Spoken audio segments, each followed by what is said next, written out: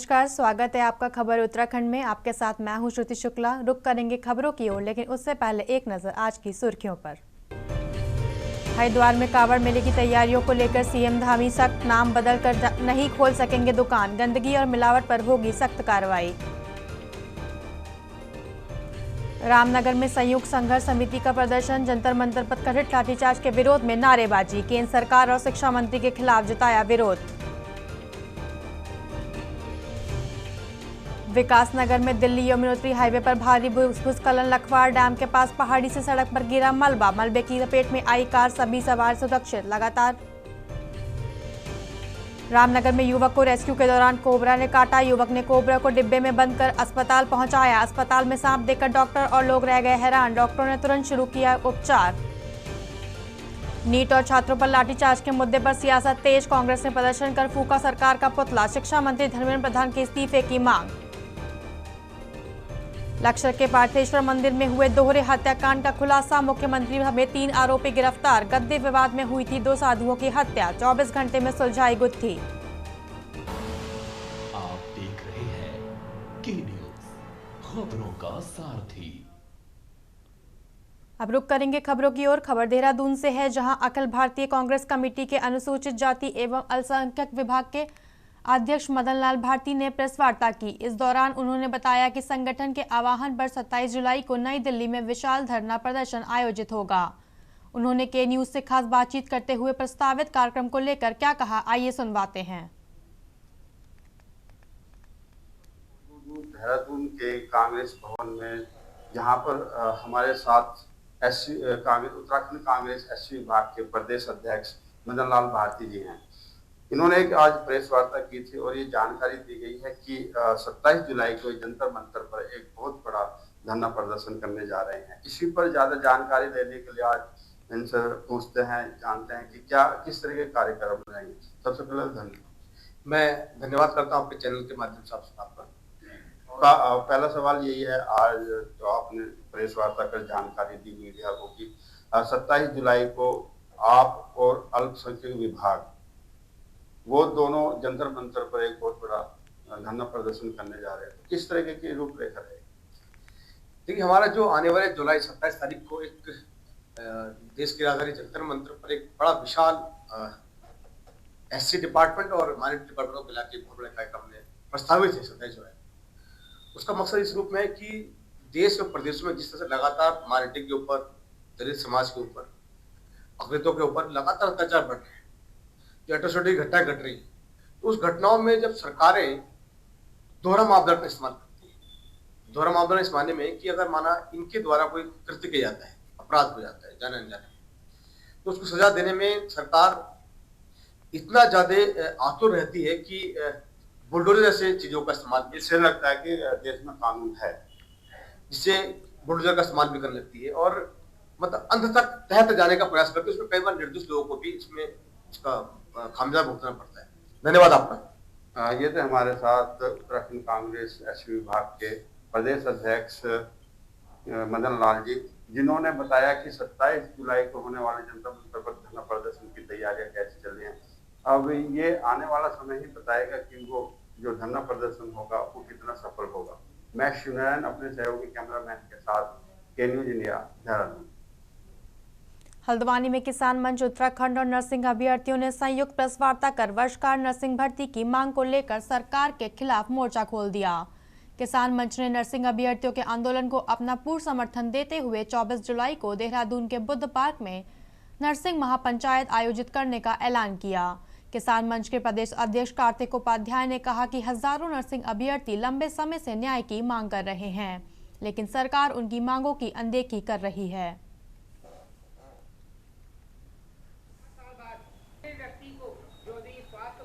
हमारी प्रेस वार्ता करने का मेन मुद्दा ये है कि स्वास्थ्य मंत्री का हमें इस्तीफा चाहिए। स्वास्थ्य मंत्री जो हम इतने साल से एक्सपीरियंस, जो हम रोड में बैठे हुए हैं, उनको नौकरी नहीं दे पा रहे, तो उनका स्वास्थ्य मंत्री होने का कोई फायदा नहीं है। और स्वास्थ्य मंत्री के गेट के बाहर लड़कियां जहर खा रही हैं, फिनाइल पी रही हैं। ये तो बहुत ही बेहद ही शर्मनाक बात है कि वो फिनाइल पी के मरने की तैयार पे वो आत्महत्या करने को गई है। ये क्योंकि हमारे साथ न्याय नहीं मिल पा रहा सर। हम 8 महीने से देहरादून नरसिंह एकता मंच पूरा वहाँ बैठा हुआ है और हमारा मेन मकसद हमारा यही है कि वर्षवार इसको किया जाए, ठीक है। और हमने इसके लिए अपना कोर्ट में भी हमने अपना केस को वो किया है और उसमें हमारा डबल बेंच में अभी हमारा केस चल रहा है, ठीक है। उस केस में अभी हमें 4 हफ्ते का टाइम मिला हुआ है, तो 4 हफ्ते तो हम सरकार से हमारी बस यही उम्मीद वो है कि हम अभी इस पेपर को थोड़े समय के लिए स्थगित कर दिया जाए। और मेरा यही कहना है कि पहली बात तो दूसरा हमारा यही है कि हमें अपनी वर्षवार नियुक्ति करवानी है और जो हमारे जो एज और ओवर एज हो चुके हैं साथी, उनके साथ बहुत बड़ा अन्याय हो रहा है। उस अन्याय से हमको बचना है और अपना वर्षवार नियुक्ति करवानी है। और जितने हम लोग अभी रह चुके हैं 2013 से लेके 2020 तक के या उसके बाद हमारे जितने भी जूनियर हैं सबको वर्षवार नियुक्ति होनी चाहिए। और जो ये टुकड़ियों में वैकेंसी आ रही है, इस वैकेंसी को हटाते हुए पूरी एक ज़्यादा मात्रा में 2,500 से 3,000 वैकेंसी आनी चाहिए। केंद्र सरकार की नीतियों और बढ़ती सामाजिक आर्थिक समस्याओं के खिलाफ अखिल भारतीय कांग्रेस कमेटी के अनुसूचित जाति और अल्पसंख्यक विभाग के हुंकार भरी है।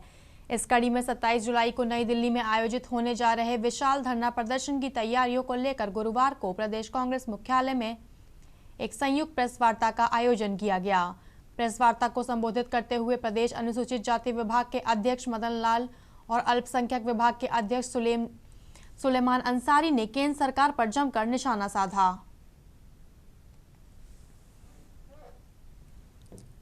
लोगों को जो यहाँ पे बुलाने का जो हमारा मकसद था वो इस रूप में था कि आने वाले 27 जुलाई को हमारे प्रस्तावित कार्यक्रम है जंतर मंतर पे माइनॉरिटी और एससीज का, पूरे देश के जो लोग हैं माइनॉरिटी के, वहाँ पर एकत्र होकर सरकार के खिलाफ जो लगातार एट्रोसिटी के मामले पर देश प्रदेश में घट रहे हैं उसकी आवाज को बुलंद करने का हम काम करने जा रहे हैं। और हम लोग के संविधान को मानने वाले लोग हैं और संविधान के तहत जो भी कार्रवाई हो इसके खिलाफ। देखिए, प्रोसेस कार्यक्रम जो हमारा है 27 तारीख का, वो दोनों ही अनुसूचित जाति और माइनॉरिटी को मिला के ये हमारे राष्ट्रीय अध्यक्षों ने तय किया। और ये आज आपके प्रेस के माध्यम से बताना चाहते हैं, एक संविधान और 2 कानून, तो 2 कानून आज देश में चल रहे हैं। आप सभी देख रहे हैं, आप जितने भी पत्रकार हैं भली भारी इस चीज को जानते हैं कि आज जो भेदभाव चल रहा है। अभी एक चीज देखिए आप, जो मैंने अभी बोला है कि 63 साल में जो बनाया उसको तोड़ने का काम भारतीय जनता पार्टी कर रही है। धामी ने प्रधानमंत्री नरेंद्र मोदी द्वारा पेपर लीक मामलों में दोषियों के खिलाफ त्वरित और कठोर कार्रवाई सुनिश्चित करने के लिए फास्ट ट्रैक कोर्ट स्थापित करने के फैसले का स्वागत किया है। मुख्यमंत्री ने इसे देश के युवाओं के हितों और उनके भविष्य की रक्षा की दिशा में महत्वपूर्ण कदम बताया। उन्होंने कहा कि यह निर्णय लाखों विद्यार्थियों की मेहनत, प्रतिभा और भविष्य के प्रति केंद्र सरकार की दृढ़ प्रतिबद्धता को दर्शाता है। मुख्यमंत्री ने विश्वास जताया कि फास्ट ट्रैक कोर्ट के गठन से पेपर लीक के मामलों का शीघ्र निस्तारण होगा, दोषियों को समयबद्ध और कठोर दंड मिलेगा तथा भविष्य में ऐसी घटनाओं पर प्रभावी अंकुश लगेगा।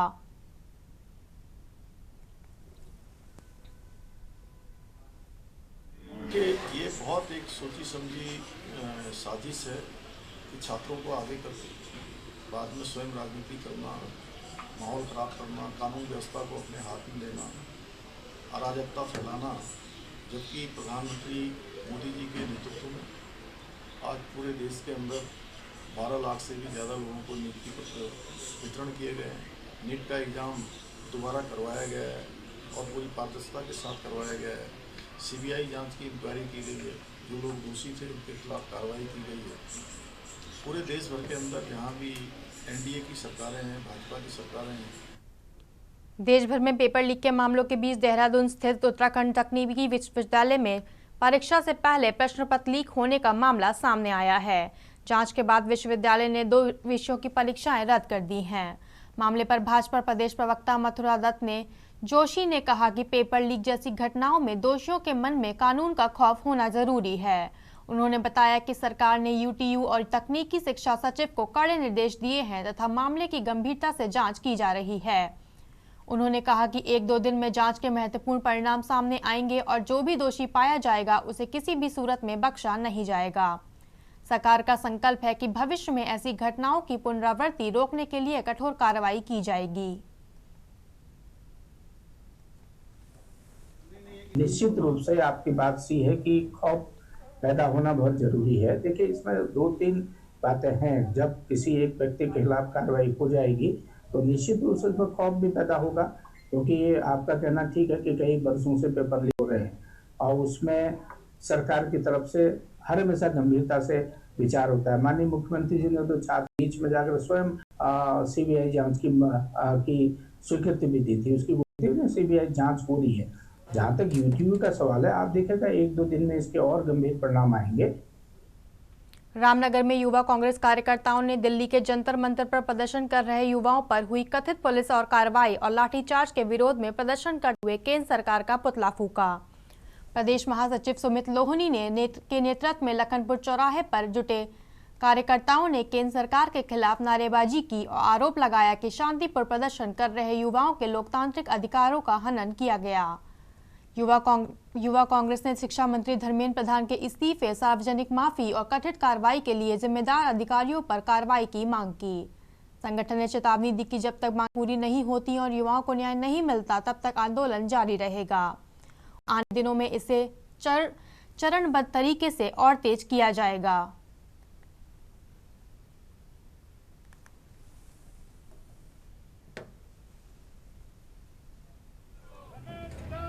जैसे कि कल संसद में और जंतर मंतर में जो हमारे युवा साथी आंदोलन कर रहे हैं, उन्होंने संसद घेराव का एक कार्यक्रम रखा था। उन पे बेबर्ता से लाठीचार्ज जो केंद्र सरकार द्वारा किया गया है और उनकी मांग सिर्फ यह है कि देश के शिक्षा मंत्री जो सरासर भ्रष्ट है धर्मेंद्र प्रधान जी, जिनके कार्यकाल में नीट का पेपर लीक हुआ और पूरे देश में 20 छात्रों ने आत्महत्या कर ली, जिसके जिम्मेदार धर्मेंद्र प्रधान है और वो उनके इस्तीफे की मांग कर रहे हैं, शिक्षा प्रणाली में सुधार की मांग कर रहे हैं। परंतु केंद्र सरकार की तानाशाही, नरेंद्र मोदी जी की तानाशाही, धर्मेंद्र प्रधान जी की तानाशाही इतनी रही कि उन पर बेबर्ता से लाठीचार्ज किया, उनको मारा गया और उनको वहां से खदेड़ा गया, जिसके विरोध में आज हमने उनके समर्थन के लिए यहाँ पर धर्मेंद्र प्रधान और देश के प्रधानमंत्री नरेंद्र मोदी का पुतला फूका है और उनसे आह्वान किया है कि जल्द से जल्द धर्मेंद्र प्रधान जी इस्तीफा दें। यदि ऐसा नहीं होता है तो दिल्ली के तर्ज में रामनगर में भी बहुत जल्दी आंदोलन किया जाएगा।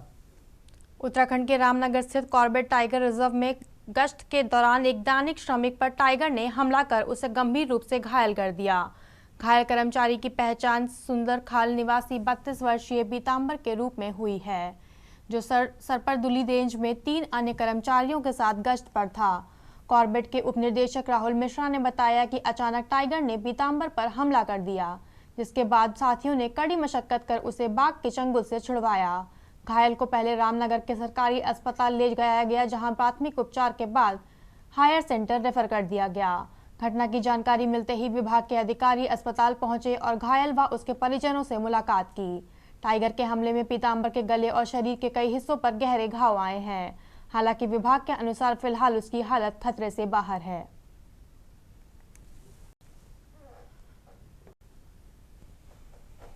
हमें जो जानकारी मिली थी कुछ देर पहले कि सरपरदुली रेंज के अंदर हमारा जैसे नॉर्मल गश्त चलती है, तो उसी के दौरान अभी एक हमारा जो दैनिक श्रमिक है पीताम्बर करके, उसके ऊपर टाइगर अटैक हुआ है और थोड़ा उसको घायल किया गया है। तो हम अभी उसको हॉस्पिटल में लेके आए हैं। यहाँ पे बताया जा रहा है कि उसके कुछ कट्स नाखूनों की वजह से जो हुए हैं, उनको फर्स्ट एड कर दिया है। बाकी ऐसी कोई मेजर इशू नहीं है, ऑब्जर्वेशन में रखा है और ठीक है, बातचीत कर, बाकी सारी चीज़ें ठीक हैं।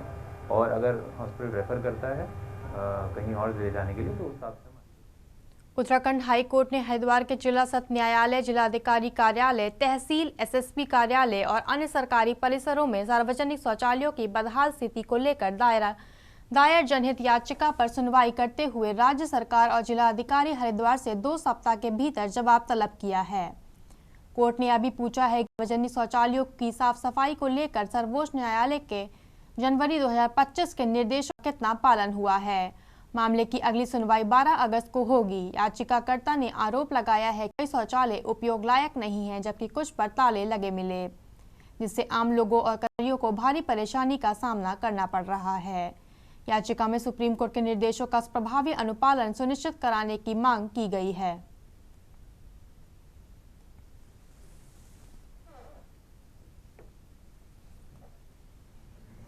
ये हरिद्वार निवासी कृष्णकांत जी, जिनका अपना नेशनल पब्लिक ट्रस्ट है, उनके द्वारा फाइल की गई है। जब वो एक निरीक्षण पे गए थे डिस्ट्रिक्ट कोर्ट प्रीमाइसेस हरिद्वार और डिस्ट्रिक्ट मजिस्ट्रेट के ऑफिस में और एसडीएम में, तो उन्होंने देखा कि वहाँ के जो टॉयलेट थे वो बिल्कुल यूज़ करने लायक नहीं है और बहुत ही अनहाइजीनिक कंडीशन में है। उनके द्वारा उनकी चित्र लिए गए, पिक्चर्स लेके फिर एक दोबारा से सभी ऑफिस में जाके दोबारा निरीक्षण किया गया और यही पाया गया कि उनको ना तो लोग यूज़ कर पा रहे हैं और कुछ जो सही भी है उनमें ताले लगा के रखे गए हैं, जिसके वजह से पब्लिक उसे यूज़ नहीं कर पा रही है। नैनीताल से उत्तराखंड हाई कोर्ट को हल्द्वानी स्थानांतरित किया जाने के मुद्दे पर राज्य आंदोलनकारी अधिवक्ता संघ और हाई कोर्ट बार एसोसिएशन की बैठक में सुप्रीम कोर्ट में रेस्क्यू याचिका दायर करने पर विचार करने का फैसला लिया गया। आंदोलनकारी अधिवक्ता संघ के अध्यक्ष रमन शाह ने कहा कि उत्तराखंड राज्य पुनर्गठन अधिनियम में हाई कोर्ट का स्थान नैनीताल निर्धारित है और इसे केवल विधायी संशोधन के बाद ही अन्यत्र स्थानांतरित किया जा सकता है। उन्होंने कहा कि उन्हें हाई कोर्ट के हल्द्वानी या किसी अन्य स्थान पर जाने से आपत्ति नहीं है, लेकिन पूरी प्रक्रिया कानून और नियमों के अनुरूप होनी चाहिए। वहीं हाई कोर्ट बार एसोसिएशन के पूर्व अध्यक्ष डीएस मेहता ने भी शिफ्टिंग के फैसले पर आपत्ति जताते हुए कहा कि राज्य की अन्य महत्वपूर्ण समस्याओं के समाधान को प्राथमिकता दी जानी चाहिए।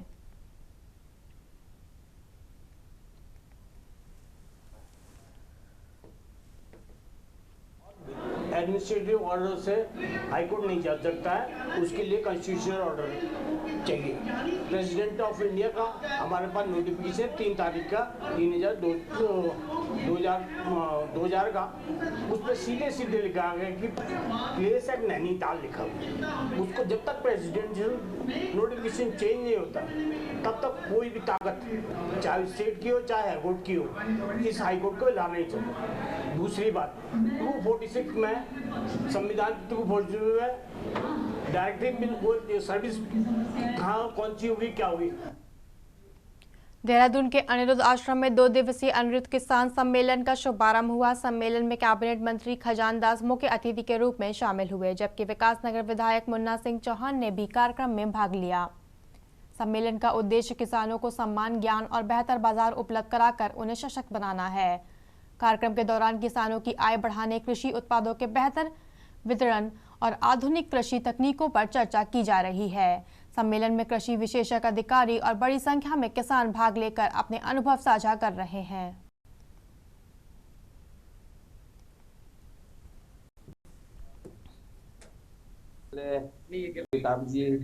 अभिनव जी को शुभकामनाएं कि आज अपने अभिनव जी के दादाजी पर आज 23 जुलाई है और उनको जी को आपने अनिरुद्ध किसान सम्मेलन यहाँ पर आयोजित किया, इसके लिए मैं बहुत बहुत शुभकामनाएं देना चाहूँगा कि एक मंच मिला है किसानों को, जो हमारे गाँव के किसान हैं।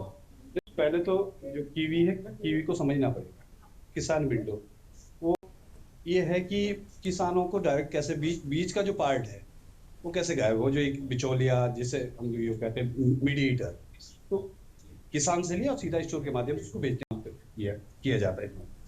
दूसरा इसका लाभ ये होना है तो बैंकर्स यहाँ पे हैं। सबसे पहले तो आपको धन्यवाद कि आप लोग अनिरुद्ध किसान सम्मेलन में आज पहुंचे हैं, उसके लिए सभी आपको बहुत बहुत मेरी तरफ से साधुवाद और धन्यवाद। ये हमारे पापा की पुण्यतिथि मनाई जाती है 24 जुलाई को, जो सन 2008 से पहली पुण्यतिथि के रूप में शुरू हुई और आज 19वीं पुण्यतिथि कल है, जो 24 जुलाई सन 2026 को कल पूरी की जाएगी। हरिद्वार में 798 सालाना उर्स मेला 2026 की तैयारियों को लेकर जिलाधिकारी मयूर दीक्षित के निर्देशन में अपर जिलाधिकारी जितेंद्र कुमार की अध्यक्षता में समीक्षा बैठक आयोजित की गई। बैठक में विभिन्न विभागों के अधिकारियों ने मेले की तैयारियों और व्यवस्थाओं की जानकारी दी।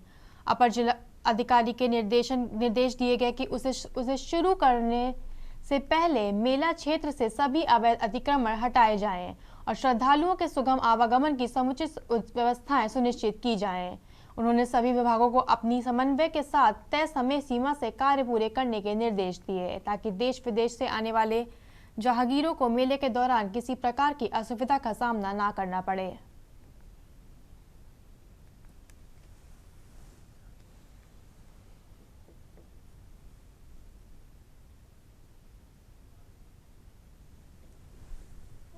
रक्षा विभाग की जो 758वां कोर्स होना है उसके संबंध में आज एक समीक्षा बैठक की गई, जिसमें जो एडमिनिस्ट्रेटिव रुड़की माननीय विधायक जी उपस्थित रहे और सभी लाइन डिपार्टमेंट्स भी इसमें उपस्थित थे। तो जो भी हमारे व्यवस्थाएं वहाँ पे की जानी है, चाहे टेंट बैरिकेडिंग्स हो, साफ सफाई की व्यवस्था हो या अन्य भी लाइटिंग की व्यवस्था है, इस सभी के संबंध में सभी लाइन डिपार्टमेंट्स को ये अवगत करा दिया गया है कि विद इन टाइम सारे काम हो जाएं। इसके लिए जोनल और सेक्टर मजिस्ट्रेट्स की नियुक्ति के लिए भी बता दिया गया है कि वो समय से नियुक्ति हो जाए और वो अपने सामने सारी व्यवस्थाओं को टाइमली करवाना सुनिश्चित करें। नैनीताल हल्द्वानी मार्ग पर जोलीकोट के पास एक बड़ा सड़क हादसा हो गया। एक टवेरा कार ने अनियंत्रित होकर गहरी खाई में जा गिरी। हादसे में लखनऊ के 7 पर्यटक घायल हो गए। सूचना मिलते ही एसडीआरएफ, पुलिस और स्थानीय लोगों ने संयुक्त रेस्क्यू अभियान चलाकर सभी घायलों को सुरक्षित बाहर निकाला। हादसा जोलीकोट के पास 1 नंबर बैंड के समीप हुआ। टवेरा कार नैनीताल से हल्द्वानी की ओर जा रही थी। इसी दौरान वाहन अचानक अनियंत्रित होकर सड़क से नीचे गहरी खाई में गिर गया। हादसे की सूचना मिलते ही एनडीआरएफ, एसडीआरएफ, जोलीकोट पुलिस और स्थानीय लोग मौके पर पहुंचे और तत्काल राहत एवं बचाव कार्य शुरू कर घायलों को खाई से सुरक्षित निकालकर प्राथमिक उपचार के बाद नजदीकी अस्पताल पहुंचाया। हादसे में वाहन पूरी तरह क्षतिग्रस्त हो गया।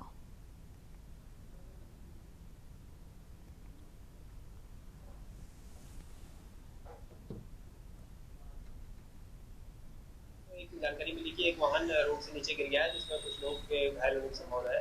उस पर टीम द्वारा रिस्पॉन्स किया गया, तो टीम द्वारा मौके पर देखा गया कि एक वाहन रोड से नीचे लगभग 30-40 मीटर के लगभग पलटा हुआ था। उसमें नीचे कुछ लोग चोटिल थे, जिसमें टीम और स्थानीय लोगों और स्थानीय पुलिस के माध्यम से उनको रेस्क्यू कर रोप और स्ट्रेचर के माध्यम से उनको निकाल कर 108 के माध्यम से हॉस्पिटल भिजवाया गया। कितने लोग थे, कहाँ जा रहे थे? ये लोग 7 लोगों के लगभग बताए गए, जिसमें एक ड्राइवर और 6 लोग शामिल थे और ये लोग नैनीताल से हल्द्वानी जा रहे थे, संभवतः टूरिस्ट। खबर उत्तराखंड में मेरे साथ इतना ही। मुझे दीजिए इजाजत। नमस्कार।